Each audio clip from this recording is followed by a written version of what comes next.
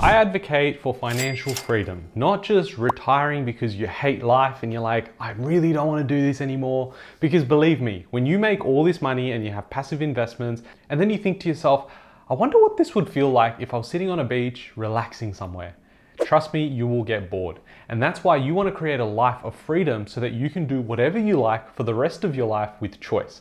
The best way to do that will be to invest your money rather than just saving your money. And I'm going to show you one of the ways that you can do that with real estate. So if you're interested in what my thoughts are, then definitely keep watching. Hey guys, my name is Ravi and welcome back to Personal Finance with Ravi Sharma. If you're new here, smash that subscribe button because I talk about real estate, cryptocurrency, and financial freedom. Now we're going to jump into my whiteboard here in a second, and I really want to showcase the importance of building the right foundation with the right strategy in place. So many will often find the right property, but have no idea as to what their strategy should look like. Then there's others that have a really solid plan, but can never execute. Now, it's okay to be in either camp or in neither of them, and that's why you watch videos like this. So let's jump into my whiteboard and see what we can learn from it. All right, so let's paint the picture. Let's zoom out and see what's going on. When you look at your job or business, this is what I call is the oil. What your investment portfolio is the machine. So that's why you'll hear me often say, like, build the machine, build the machine. That is what you need. And so when some people are, in a job where they're getting paid really well, that could go away in 2 years' time. What happens if your business collapses, or, if you get let go of the job that you're working in, or your business gets acquired by something else? You have no ongoing income. So that's why it's always important to use the oil, which is the income that you generate from active involvement in generating that. Then you put that into a machine. And that is what I like to see grow. And so when we look at this, it's like building out the foundation. So these are the bricks and we're just going ahead and we're building out this foundation. The bigger your foundation is, the further you will go. Some people will stack up bricks just to get the highest point as quickly as possible. And those are what are sprints, right? And there's nothing wrong with that apart from the fact that you might want to just build something for the next 10 days. But if you have intentions to build something for the next 10, 15 years, which is where you're really going to see the benefits of compounding growth, then you need to build a foundation that is strong. I often hear that people go, I'm going to get into real estate. Oh, okay, so how are you going to get into real estate? I'm going to develop something. So I'm putting down $1 million, I'm going to knock it down, I'm going to build duplexes, I'm going to sell them, I'm going to make a profit. Okay, that may sound great in theory, but you have no foundation. So if something goes wrong in that situation, what's going to happen? It affects your day-to-day lifestyle. And if you're young and you're starting this, well done, firstly. But when you're young, you also want to enjoy life. And so you should be able to do that plus invest on the side as well. I advocate for a buy and hold strategy. I go, okay, I can be active here where I know I can make money. And in my case, I run the business. But in many other cases, like yourself, you might be running your own business or you're in a job that you really enjoy. So you go, okay, I can be fast with my hands here, and then I can go and outsource or do it myself in terms of passive investments. And that could be a real estate portfolio. So when this grows, you not only generate more income, you also create more choices and you generate more wealth long term. So when you think about how many properties do I need to be able to retire, we need to go back to the question, what is retirement?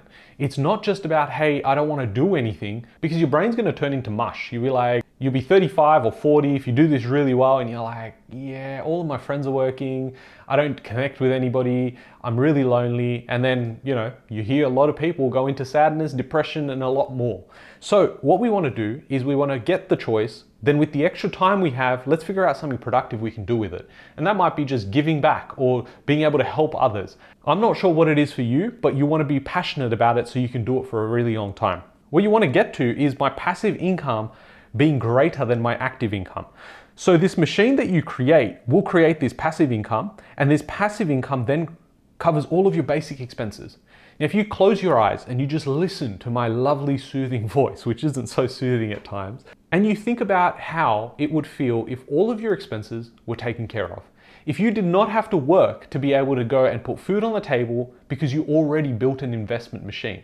That sounds pretty good. In fact, most of your stress is probably already alleviated. Then on top of that, you go, well, how much money do I actually need to be able to live a very comfortable life? And then just add 20% to it. So if you feel like you could live with $1,000 a week after your mortgage repayments and everything are taken care of, you're able to spend $1,000 a week. And you wouldn't even have to invest anymore because your machine keeps growing anyway. So you'd go, okay, $1,000 is a lot for some people, and And for some people, they're like, that's not enough. So you just change the numbers as you see fit. But just being in that state of mind means so much more clarity, so much more happiness because you have choice. It's not the money directly bringing you happiness. It's that money then brings you choice and the choice brings you time. And with that time, you're able to do things that you're passionate about, which will 100% affect your happiness. So let's think about this, right? Your active income, which might be your 9-to-5 work or your business that you're involved in, 40 years later, you've retired, but you're old. And retirement here means very different things for when you're retiring under financial freedom circumstances. Because you could retire when you're 65, but not be financially free. In fact, I spoke to someone only yesterday, where they said to me yesterday via email that, Ravi, I'm 65, I can retire, I've got enough in my super to be able to last me at my current expenses for like the next 12 years. Great. So if you live till 77, okay, yes, you're gonna have a great life. But what happens after that? And yes, you can rely on outside factors like the government being able to give you more money, but at the core of it, if you've worked for so long, do you not want to have that choice in your own hands? And the only way to really get ahead of this is by investing. You'll see so many books talk about this, but the simple concept you need to understand from this is that as long as you use your money, which is the oil, to build the machine, which is investments, you will do really well long term. You just keep compounding that, and if you can get some more of those assets, keep building that up, and long term, time in the market is going to absolutely compound, which will then give you all the choice you want. So let's get on to some more practical stuff. So if you invest well, that passive income, as we know, can allow us to retire early. So let's assume we want to replace a $75,000 salary. So let's replace this. Now, if we rent, we're just using our money to rent. But if we own, we then have mortgage repayments, okay?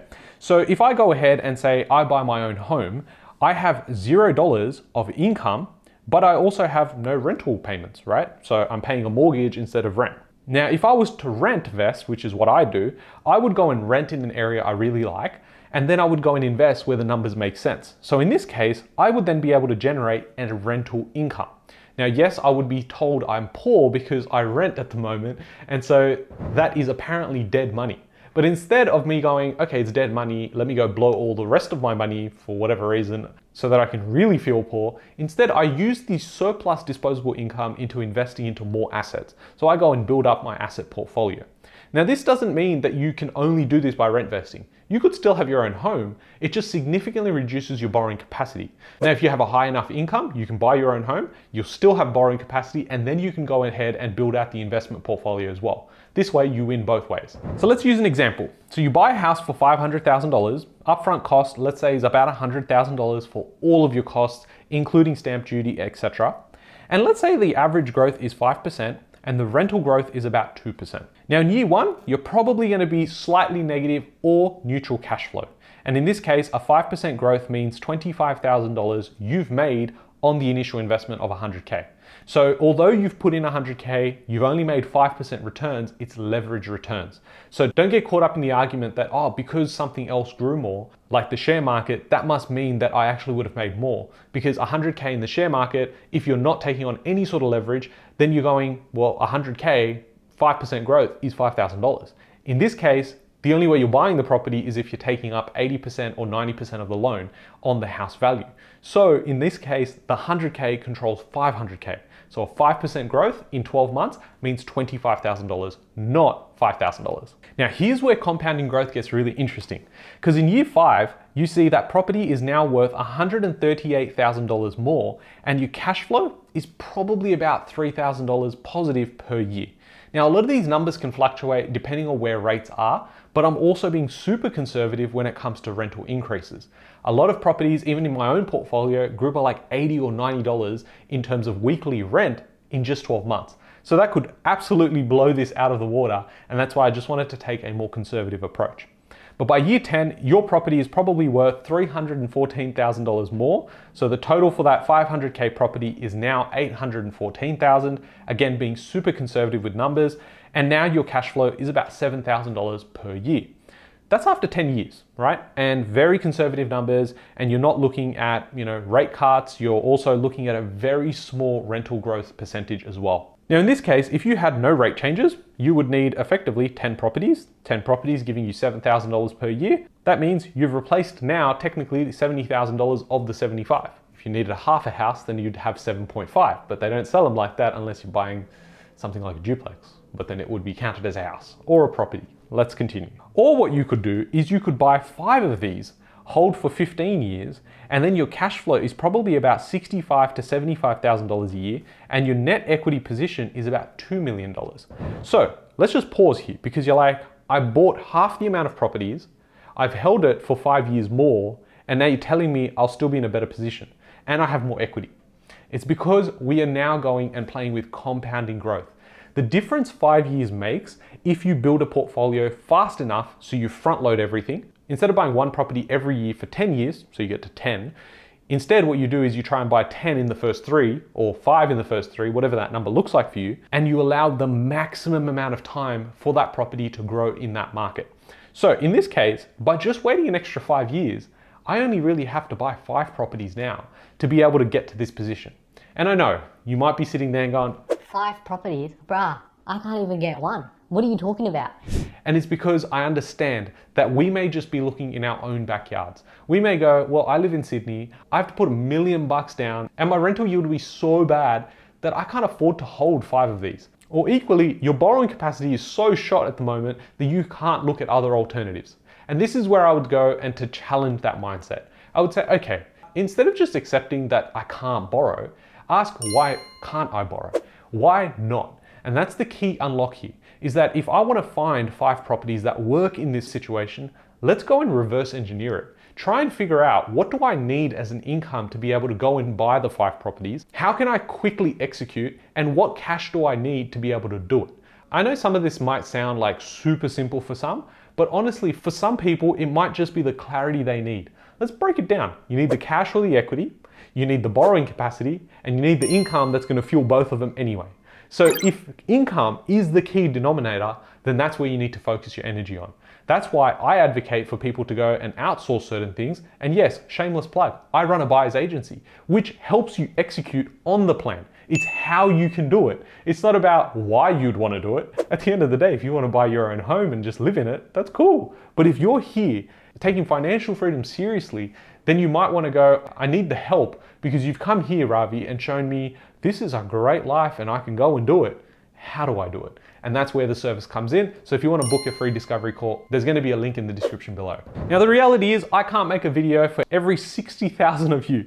So some people will be able to do this, believe it or not, in 5 years or less, and some it will take 20 years. But the reality is it's still better than 40 years time. So if you're thinking about reducing your expenses, if you're thinking about, well, Ravi, I can't replace my income, but I could replace my partner's part-time income, that is still a win. At the end of the day, just because some goals are so big and they look so unattainable, when you break it down into small parts, I'm telling you, those goals don't seem so scary in 5 years or 10 years when you started. That's the key, is start now. Because the sooner you start, the more you have in that market for a longer period of time. I'm hoping this has brought some clarity around, how to replace your income and the simplest way to do it. Sometimes they can come across really simple and sometimes super unattainable, but believe me, I've been in that position where I thought, I bought one property, how do I even get to 10? And now I've built out a significant portfolio, but it's not me just alone. I've seen many others do it. You see online. I know you can't just believe everything that's written on the internet, but the reality is that there are people doing it today in 2024, and I hope you're one of them as well. I hope you guys have enjoyed this video. If you have, smash that like button, subscribe if you haven't already, and I'll catch you guys in the next one. Thanks, guys.